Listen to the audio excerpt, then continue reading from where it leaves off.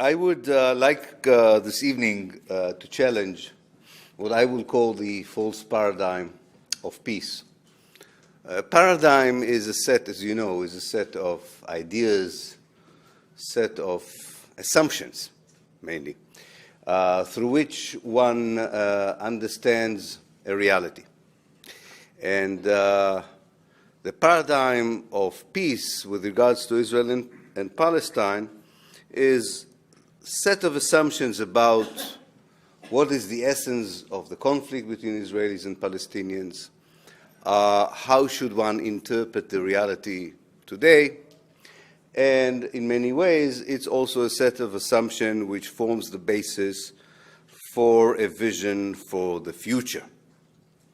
And there is a dominant paradigm about all these questions, how to understand the past, analyze the present, and look forward towards the future. And that paradigm is very powerful.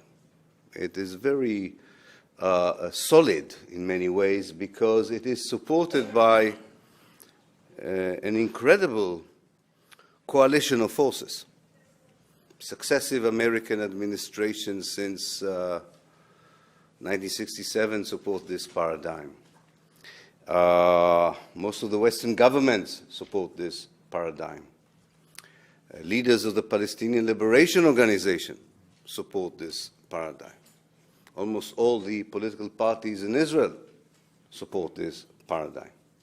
Some of the most impressive and important moral voices in our time, one of them co-authored the book that we have on sale here, support this paradigm.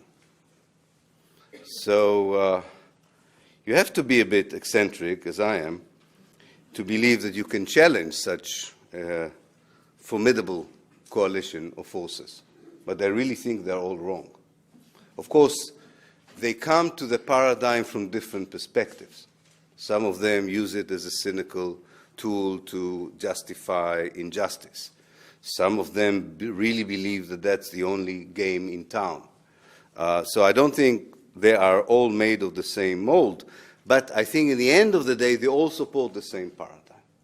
And I think this is not just a false paradigm, it's a very dangerous paradigm. It's the paradigm of peace that allows occupation, colonization, and oppression to continue. And if that paradigm would still be dominant in the next decade, occupation, colonization, and dispossession will continue. The paradigm assumes that there is a national conflict there is a conflict, in Israel and Palestine between two national movements. And therefore, it also assumes that you have to respect these two national movements. You also have to accept that both of them are to be blamed for the conflict, and you have to satisfy them both. And the best political way of satisfying them both is to offer a two-state solution. That's one version of the paradigm. I'm sure there are others, but it's not that far away from everybody's understanding of what the paradigm is all about. The former Secretary of State, Madeleine Albright, used to say in this regard that if you want to solve the Palestine problem, you have to look at everything which is visible and make it divisible in Palestine and Israel. So what is visible? Land, territory, population, resources, maybe even blame. And then she added, we have to avoid looking at the invisible, because the invisible is indivisible, by which I assume she meant the refugee problem, the Palestinians inside Israel, the issues of justice, the issues of colonization, and other issues which, before the Oslo Accord, were very high on the Palestinian national agenda, but somehow disappeared with the last phase in the attempt to impose the paradigm of the two-state solution on the area. Now, I understand very well why people under occupation would support the two-state solution, for instance. They would think that this is the best way to end a military occupation. And they thought that by supporting the two-state solution, they will see the back of the Israeli occupying forces. But they were wrong. In fact, supporting the two-state solution allowed the Israeli army to extend its presence and deepen its presence in the occupied territories. But the wish to end the occupation among occupied Palestinians is understandable.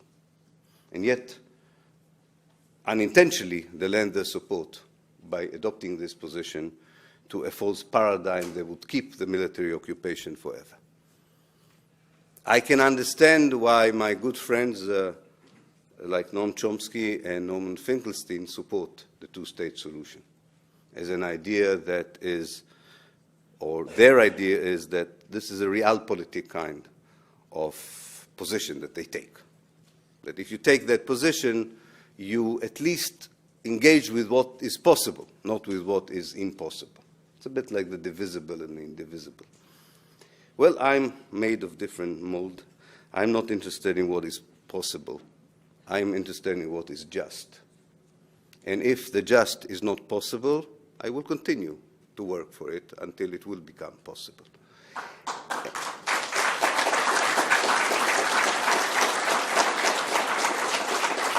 But I think more than anything else, I find that among the great supporters of the paradigm, and especially among the people who genuinely believe that they are acting in the name of peace and justice and reconciliation, I think what is missing, and this is what I hope to do this evening, what is missing is a historical dimension. Maybe because I'm an historian, I tend to look for answers to a question like, how come such a paradigm is so powerful in history?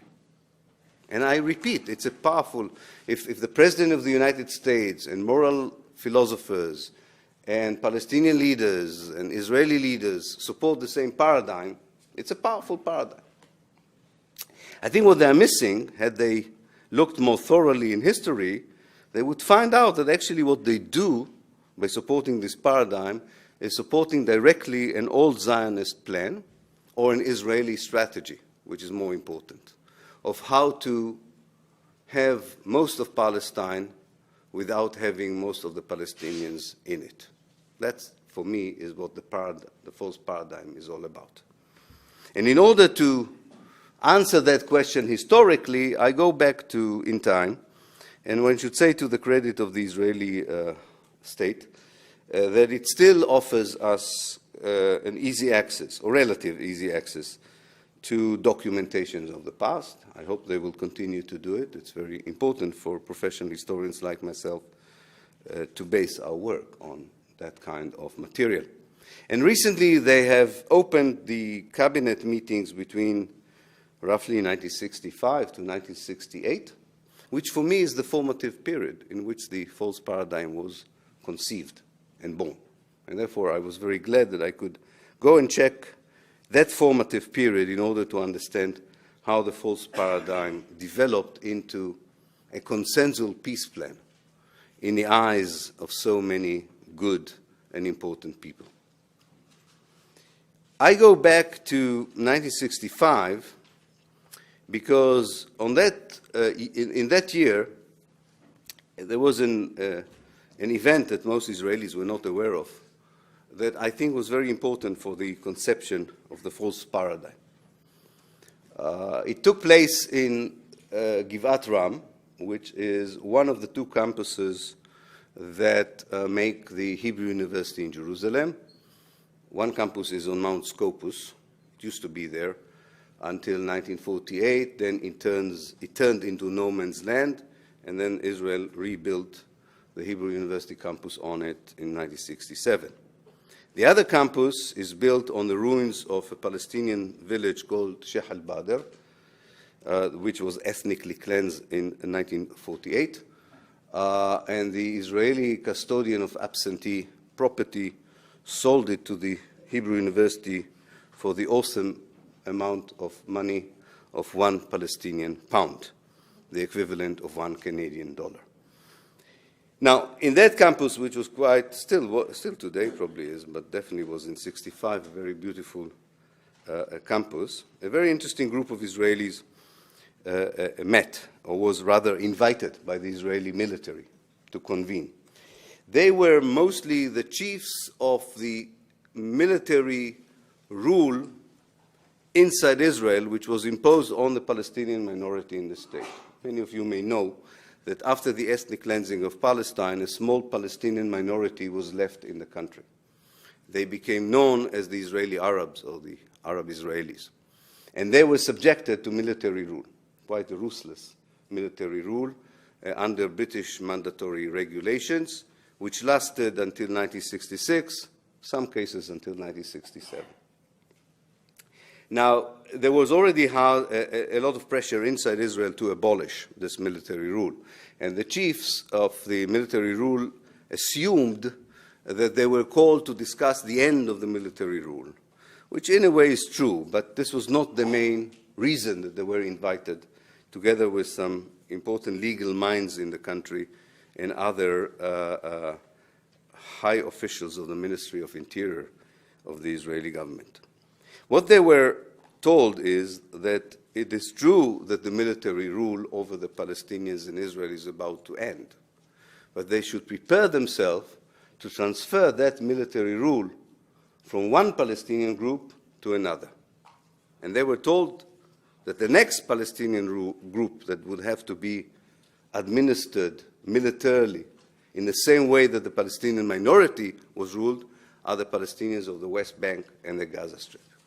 And mind you, this is 2 years before the June 1967 war.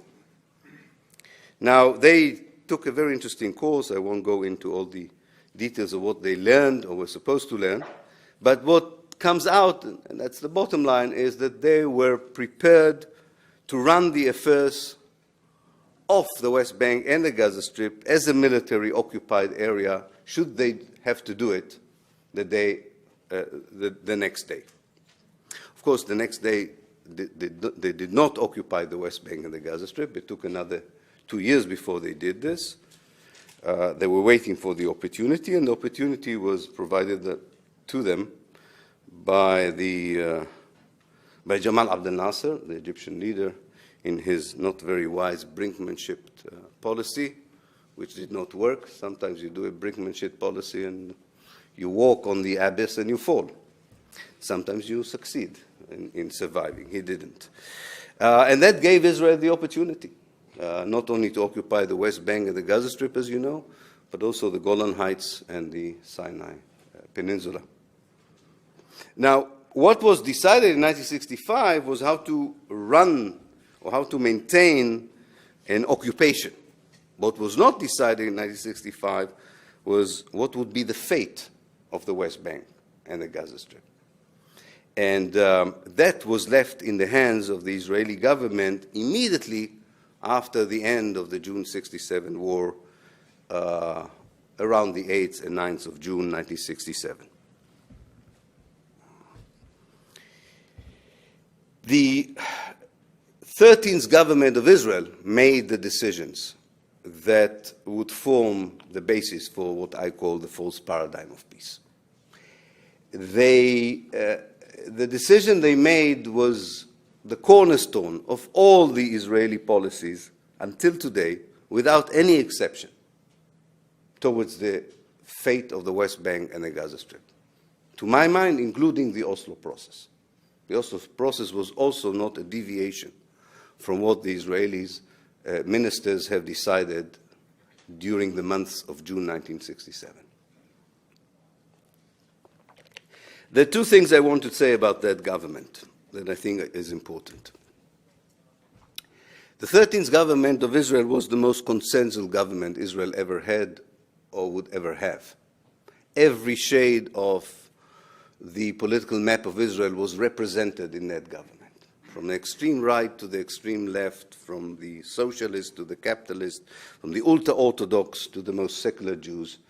Everyone was represented around the oval table that or rectangular table, I don't remember anymore, that the cabinet was meeting. Actually, they were meeting around two kinds of tables. One in Givat Ram, where the Prime Minister's office is this ugly lump of cement that was built next to the lovely campus I was talking about. There was a rectangular table.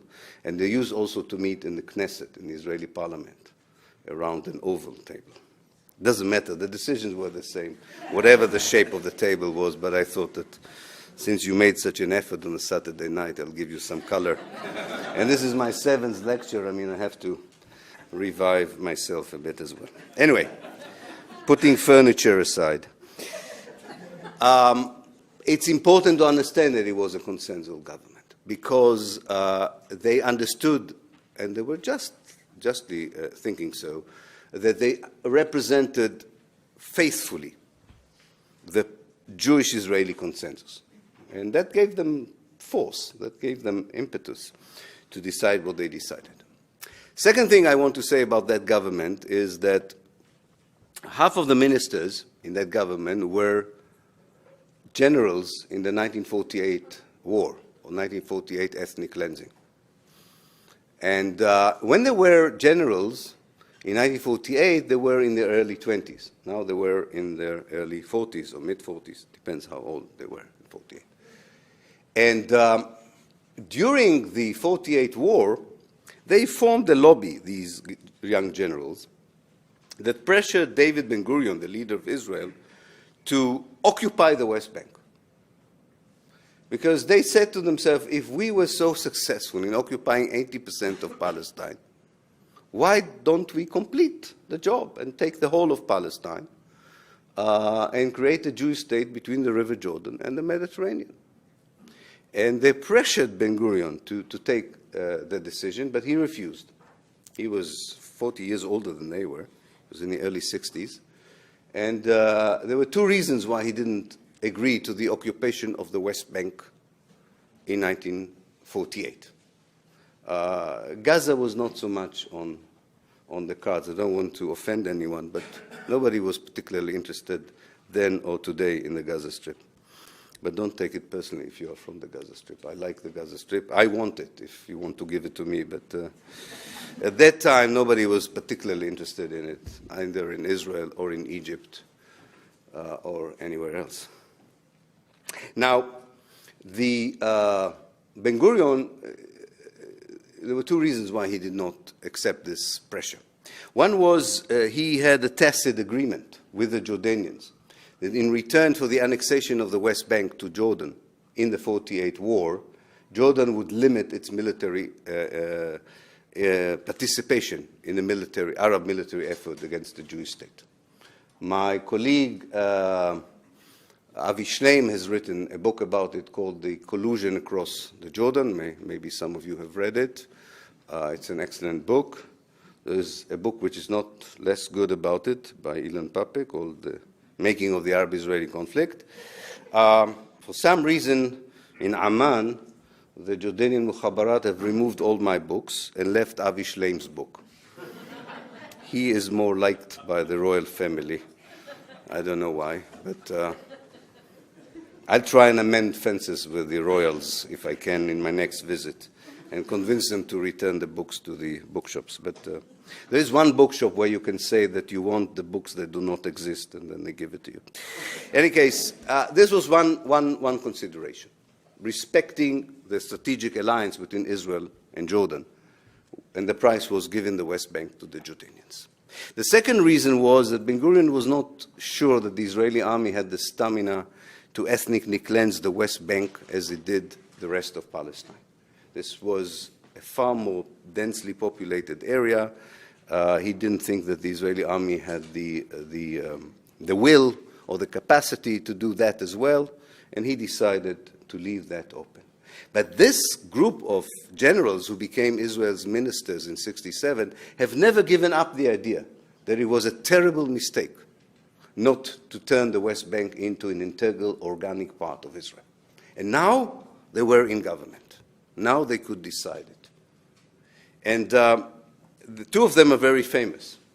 One of them was the Minister of Defense, Moshe Dayan, who was a general in 1948, and the other one was Yigal Allon, who was a great hero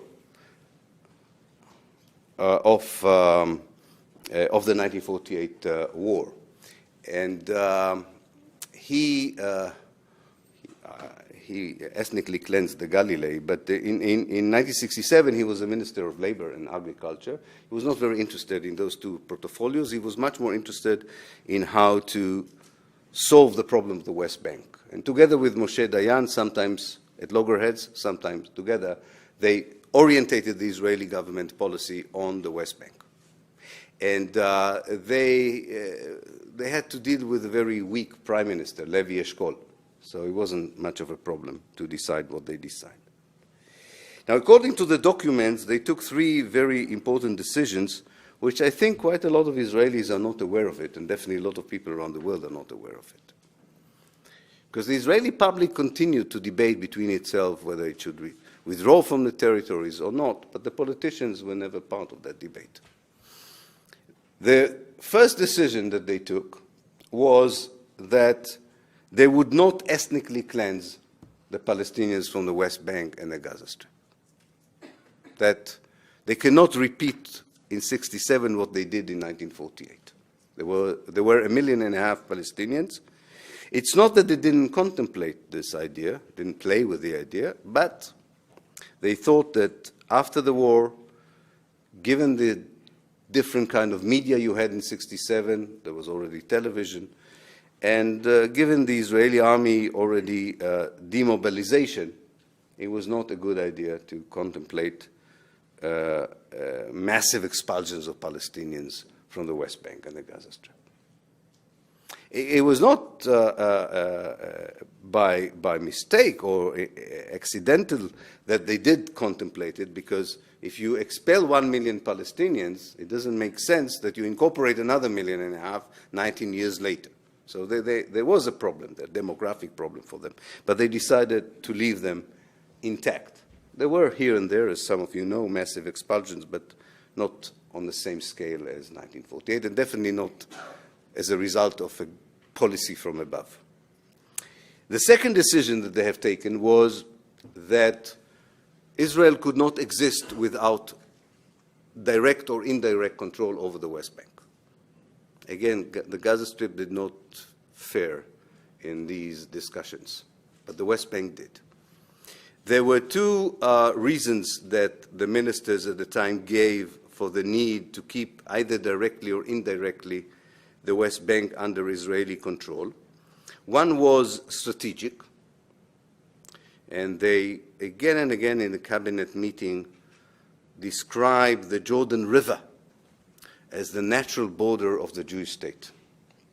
And that's one of the reasons you want the West Bank, because you need a natural border.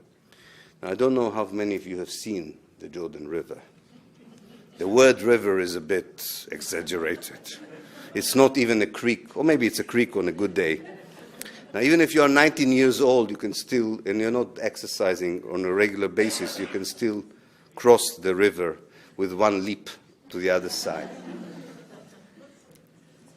But you can join the Israeli generals, some of them unfortunately quite obese these days, on the tours, and they will take the broken antenna from their car and point to the river and say, this is the natural border.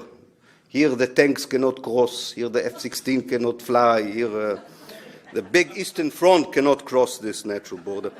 Well, it's ridiculous, but for example, Prime Minister Netanyahu is in love with this argument. He also has some sort of essential metaphor of the shape of the Israeli country as a lean woman that would not survive. He somehow prefers them to have. Yeah. Anyway, okay. I'm going. That's the price of being on the road for too long. Now, but the strategic argument was basically that this is the kind of buffer zone between the Eastern Front and Israel. Of course, in 2012, this is ridiculous given how armies perform. But open the website of the Israeli Foreign Ministry, and you will see these arguments are commodified all over the world. The second set of arguments to keep the West Bank inside Israel, or as part of Israel, was, of course, the ideological one, the biblical one. This is the ancient land of Israel. This is the heart of the ancient land of Israel. And like a person cannot exist without his or her heart, this is the same argument. As the years went by, the ideological argument became more important than the strategic one. There was an interesting kind of idea that Dayan and Alon developed already in the very beginning of the second week of June 1967 about how to settle this idea that you want the West Bank, but you don't want directly to control it. Part of the problem was also that there was the United Nations pressure and American pressure to say at least that Israel is willing to withdraw from the territories in return for bilateral peace with Jordan and Egypt and Syria. So there was a pressure not to say directly and openly, although in the cabinet meetings they say it very openly, that the West Bank is will always be part of Israel. But the outside world, it was not the right thing to say. Not even domestically to the Israeli public did they want to say that this is what they had in mind. So they had this idea that you can divide the West Bank into two West Banks, if you want.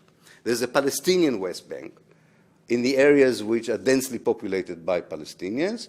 There, the Palestinians can have an autonomy, or they will be connected to Jordan, depends on which part of the history we're talking about. But that could develop into eventually a state.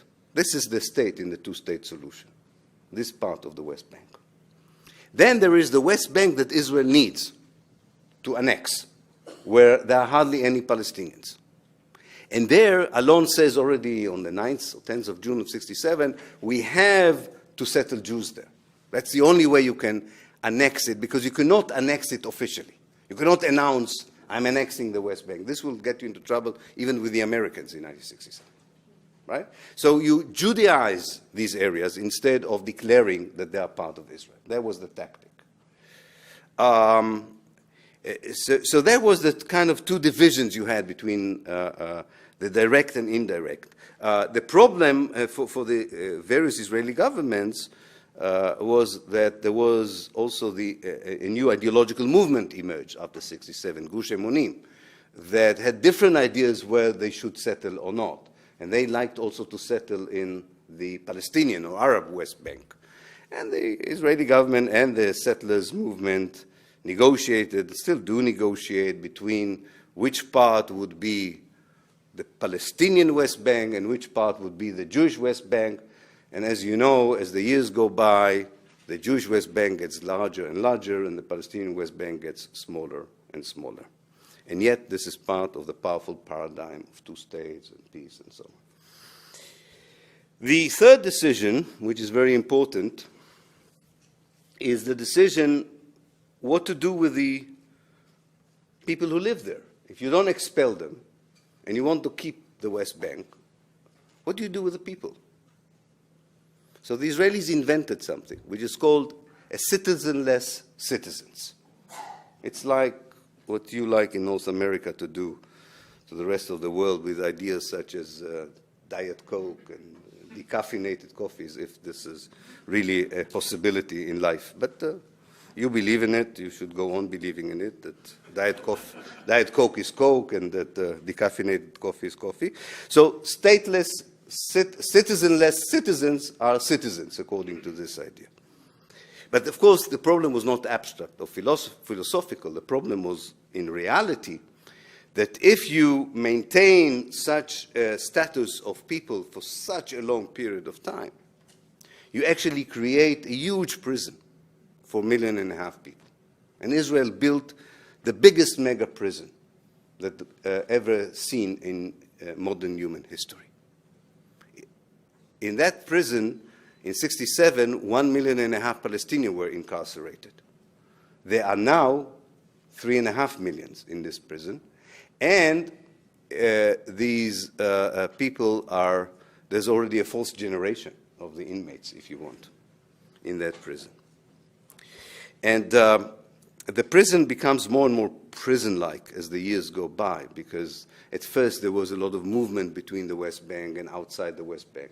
Then suddenly the Israelis, not suddenly, sort of gradually the Israelis closed the gates, and the last thing they did before building a real wall around the prison was to say to Palestinians that they cannot get out of the West Bank through Ben Gurion Airport. They can only go out through the bridges. So it really, I mean, the metaphor of prison becomes a reality as the years go by. And there were two models of the prison. And in these two models lies the false paradigm of peace. One model was the open prison model, where people were allowed autonomy, relative freedom, even they were allowed to work outside the prison, provided they would go at night back to the prison. And they could eventually call the prison, or part of the prison at least, a state if they want to. But then if they resist the imposition of this model, they would be punished by being introduced to the maximum security prison. And the maximum security prison has collective punishments, the imprisonment of people without trial, demolition of houses, expulsion, the whole repertoire of Israeli collective punishment I'm sure you're familiar with. Maybe it's a good time to mention the 1,400 Palestinian prisoners who are on hunger strike and support their struggle for peace and justice.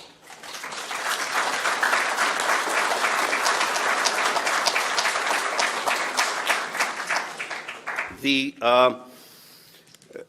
maximum security prison was a retaliation against the 68 uprising, the 87 uprising, the 2000 uprising, and of course it may happen again. Now, as Tom knows, I like to leave a lot of time for questions, so I'm beginning to wrap things up. But before I do that, I want to say that what is important about this mega prison that I think is far better reality or a far better metaphor, in my eyes at least, than occupation or colonization even, is that in order to maintain such a prison, you need thousands of people to operate it. So the number of Israelis who were involved in this incarceration is huge. And there's already a third generation of wardens and jailers, as there is a third generation of inmates. And because the paradigm of peace created the illusion that you have on the ground a kind of a development towards peace, while actually it was the same story all over again of maintaining the prison, it would be very difficult to get out of this situation. Because what you need today in the relationship between Israelis and Palestinians, with particular focus on the West Bank, and of course you need similar solutions for the Israelis and the other Palestinian groups, but with particular focus on the West Bank, you don't need peace. You have to ask yourself, how in human history, when in human history were we able to turn a situation of wardens and prisoners into a situation of equality? This is far more difficult than peace. It's far more important than peace. This is more in the line of what was attempted in apartheid South Africa. This is more in the line of truth and reconciliation. But even that is not enough to my mind, because it's really, it's sort of taking, saying the prisoners and the wardens should be equal citizens. That would take a lot to create, and I'm hopeful. I think it is possible, despite the fact that there were 3 generations. But if we will continue to describe that reality as ripe for a 2-state solution, we will go to the 4th and 5th generation of the mega prison of Palestine. That's why we have to get rid of this paradigm. I'm not saying that I know exactly which paradigm should replace it. I just know very well that this is the wrong paradigm. That doesn't mean that we won't have to work very hard to think of how then to reframe the relationship between Jews and Palestinians, instead of the two-state solution or the paradigm that the West Bank is the future Palestine, or the West Bank and the Gaza Strip. Even that is not on the cards as a future Palestine. And to do that, we have to do three things, and with this I will end. One, I think we should stop, and I say it to myself and I say it to everyone else who is either in a powerful or a less powerful position, I think we should stop believing and telling others that peace is around the corner, that the two-state solution is around the corner. I don't know where this corner is. Maybe in Vancouver, I don't know. I haven't checked Vancouver yet, but I've checked most places around the world. There is no two-state solution around any corner. Maybe on Mars there is a two-state solution around the corner. There is nothing around the corner. There isn't even a corner. And this created false expectations among people and frustration. And I don't have to tell you that frustration produces violence. So if you want to mitigate violence, stop creating false assumptions and telling people that there is a kind of a reasonable, logical solution that is just around the corner. In the last sentence, none of the words I used is right. They're all false.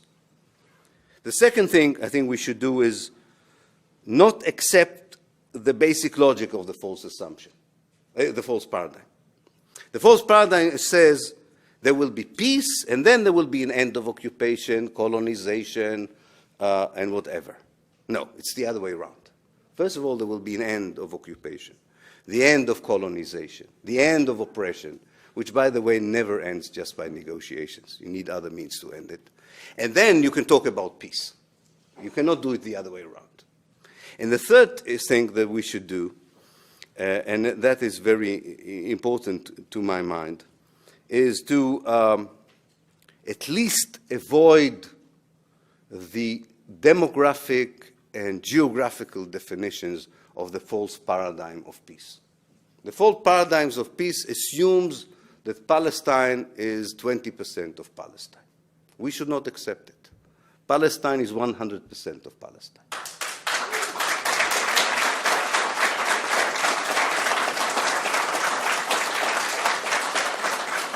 The second assumption is that Palestinians are only people who live in the West Bank and the Gaza Strip. That's not true. That's only 50% of the Palestinians. Palestinians are also the people who live inside Israel, and they're also the refugees. And there are also people who live in exilic communities around the world. All of them are Palestinians, and any solution that would exclude them and ignore their wishes and aspirations is bound to fail. Thank you very much.